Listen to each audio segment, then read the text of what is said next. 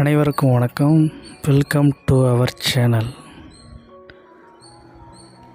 ஒரு ஊரில் அழகிய கோயில்களும் அதுக்கேற்ற பழமையான வரலாறுகளும் அழகான மலைத்தொடர்களும் அழகான அருவிகளும் இதுபோல் இயற்கையும் ஆன்மீகமும் பின்னி பிசைந்து காணக்கூடிய ஒரு மாவட்டம் தான் விருதுநகர் மாவட்டம். அங்கே இருக்கக்கூடிய சுற்றுலா இடங்களை தான் இன்றைக்கி நம்ம இந்த வீடியோவில் பார்க்க போகிறோம். வாங்க வீடியோக்குள்ளே போகலாம். விருதுநகர் அப்படின்னோடனே நமக்கு ஞாபகம் வரவர் காமராஜர். அவர் பிறந்த ஊர். அடுத்து இந்த மாவட்டத்தில் இருக்கக்கூடிய மிக முக்கியமான ஊர் சிவகாசி. சிவகாசினால் நம்ம எல்லாருக்கும் தெரியும், வெடி. இந்தியாவிலேயே அதிகப்படியான வெடி உற்பத்தி செய்யக்கூடிய ஒரு இடம் இந்த மாவட்டம்தான். அடுத்து ஸ்ரீவில்லிபுத்தூர் பால்கோவா. யார் எங்கே போனாலும் ஸ்ரீவில்லிபுத்தூர் பால்கோவா வாங்கிட்டு வான்னு சொல்லக்கூடிய அந்த அளவுக்கு ரொம்ப பிரசித்தி பெற்றது. அடுத்து ரமண மகரிஷி பிறந்த ஊர். அடுத்து மேற்கு மலை தொடர் அமைந்திருக்கக்கூடிய இன்னொரு மாவட்டம். இது எல்லாமே விருதுநகர் மாவட்டத்தோட சிறப்பு அப்படின்னு சொல்லலாம். இப்போ ஒன்று ஒன்றா நம்ம இப்போ பார்க்கலாம். முதலாவதாக நம்ம பார்க்குறது சதுரகிரி மலைத்தொடர். சதுரகிரி மலை மேலே இருக்கக்கூடிய சுந்தர மகாலீஸ்வரர் டெம்பிள், அதாவது சுந்தர மகாலிங்கேஸ்வரரோட கோயில். இதுக்கு நம்ம அடிவாரத்துலேருந்து மேலே ஒரு 3 மணி நேரம் மலை ஏறி தான் போய் பார்க்க முடியும். முன்னாடி எல்லா நாளுமே விட்டுக்கிட்டு இருந்தாங்க மேலே. ஆனால் இப்போ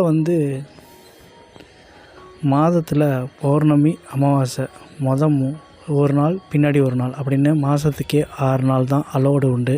ஏன்னா இது காட்டு பகுதிக்குள்ளே இருக்குது. ஃபாரஸ்ட் டிபார்ட்மெண்ட்டோட அனுமதி வாங்கிட்டு தான் இந்த கோயிலுக்கு நம்ம மேலே போக முடியும்.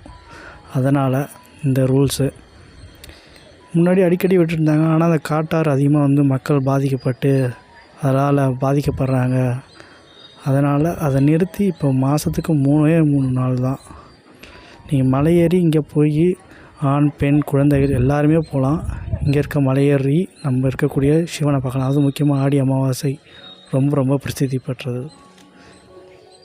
அடுத்து சாம்பல் நிற அணில் சரணாலயம் ஸ்ரீவில்லிபுத்தூர். இது அதே மலை அடிவாரத்தில் அமைஞ்சிருக்கக்கூடிய ஒரு வனவிலங்கு சரணாலயம்னு சொல்லலாம். நான் தான் சொல்ல, இது ஒரு காட்டு பகுதி.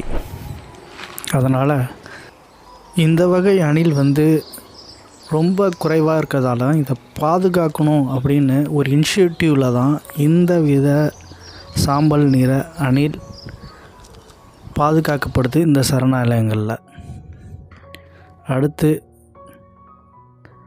நம்ம பார்க்கக்கூடிய கோயில் ஸ்ரீவில்லிபுத்தூர் ஆண்டாள் கோயில்.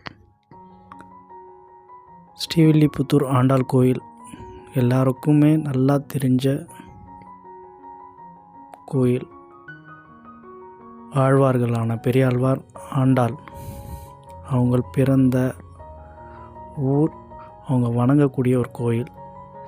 இங்கே ரங்க மன்னர் ஆக பெருமாளும் ஆண்டாளும் தனித்தனி சன்னதியில் காட்சியளிக்கக்கூடிய மிக முக்கியமான ஆலயங்கள் வைணவ ஸ்தலங்களில்.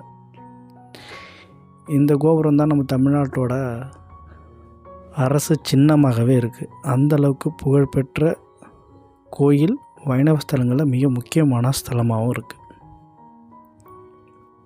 அடுத்து இந்த மாவட்டத்தில் அமைஞ்சிருக்கக்கூடிய மேற்கு தொடர்ச்சி கீழே அமைஞ்சிருக்கக்கூடிய ஒரு அருவி அப்படின்னா ஐயனார் அருவி.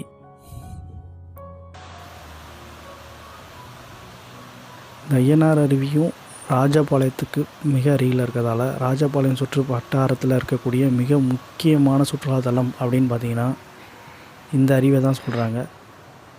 இது நவம்பர்லேருந்து ஜனவரி வரையும் அதிகப்படியான தண்ணி வரக்கூடிய மிக முக்கியமான அருவியும் சொல்கிறாங்க. இது மேற்கு தொடர்ச்சியால் மழையால் உருவாகக்கூடிய ஒரு அருவியாக தான் இதையும் பார்க்கப்படுது.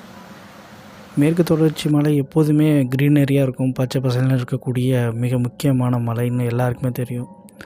அடுத்து மேற்கு தொடர்ச்சி மலையெல்லாம் நம்மளுக்கு சொன்ன மாதிரியே ஏகப்பட்ட ஆறுகள் உருவாகி ஏகப்பட்ட நீர்நிலைகள் உருவாகி இந்த மாவட்டத்துக்கு தண்ணி தரக்கூடிய மிக முக்கியமான அணை அப்படின்னு பார்த்திங்கன்னா பிளவக்கல் அணை. இந்த பிளவக்கல் அணையில் தான் தண்ணி சேகரித்து பாசனத்துக்கும் குடிநீருக்கும் யூஸ் பண்ணிக்கிட்டு இருக்காங்க இந்த ஊர் மக்கள். இதுவும் சுற்றுலாத்தலமாகவே மாறி இருக்குது. டேம்னாலே நம்மளுக்கு தெரியும், எல்லாம் வந்து ஜாலியாக ஸ்பெண்ட் பண்ணுற டைம் மாதிரி. அடுத்து திருச்சூர் அப்படின்ற பூமிநாத சுவாமி கோயில். இது மிக பழமையான கோயில்னு சொல்கிறாங்க. பூமிக்குள்ளே சூழ்ச்சி உள்ள சிவபெருமான் விட்டதாகவும் இந்த இடத்த திருச்சூர் அப்படின்னு சொல்கிறாங்க. மிக முக்கியமான ஆலயமாகவும் இருக்குது.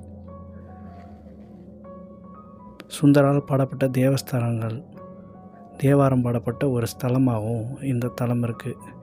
மேலும் திருச்சூர் அப்படின்ற இந்த ஊர் ரமணம்பே மகரிஷியோட பிறந்த ஊர் அப்படின்னு சொல்கிறாங்க. அவர் பிறந்த இடத்துல இங்கே ஒரு ஆசிரமம் மாதிரி சின்னதாக அவர் மெமோரியலாக இங்கே வச்சு பார்த்துட்ருக்காங்க. ஒரு இடமாவே பில்டிங்காக கட்டி இப்போ அது வந்து மெமோரியலாகவே இருக்குது. அடுத்து இந்த ஊரில் பிறந்த விருதுநகர் மாவட்டத்தில் விருதுநகரில் பிறந்த காமராஜர் காலம்தான் பொற்காலம் அப்படின்னு நம்ம இன்றைக்கி வரையும் பேசிக்கிட்டு இருக்கோம். அப்படிப்பட்ட மிகப்பெரிய மனுஷனோட பிறந்த ஊர் தான். அவர் வீடையே மெமோரியல் பிளேயர்ஸாக மாற்றி அது ஒரு கண்காட்சி இடமாகவே மாற்றி வச்சுருக்காங்க. விருதுநகரில் போனீங்கன்னா நிச்சயமாக பார்க்க வேண்டிய இடம். அடுத்து இருக்கங்குடி மாரியம்மன் கோயில். இதுவும் புகழ்பெற்ற மாரியம்மன் கோயில் இந்த மாவட்டத்தில். அடுத்து சஞ்சீவி மலை.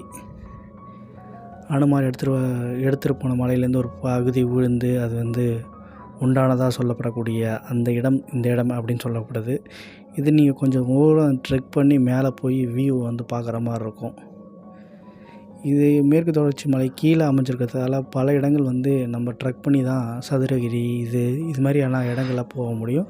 மேலேருந்தும் அருவிகள், நீர் எல்லாமே மேற்கு தொடர்ச்சி மலை அடிவாரத்தில் அமைஞ்சிருக்கக்கூடிய இடன்றதால இதெல்லாம் நடக்குது. இந்த வீடியோ உங்களுக்கு கொஞ்சமாக யூஸ்ஃபுல்லாக இருந்திருக்கும் நம்புகிறோம். பிடிச்சிருந்தா மறக்காம சேனலை சப்ஸ்கிரைப் பண்ணுங்கள். பக்கத்தில் பெல் ஐக்கனையும் ப்ரெஸ் பண்ணி ஆல் என்ற நோட்டிஃபிகேஷனையும் கொடுத்துருங்க. தேங்க்ஸ் ஃபார் வாட்சிங். நன்றி, வணக்கம்.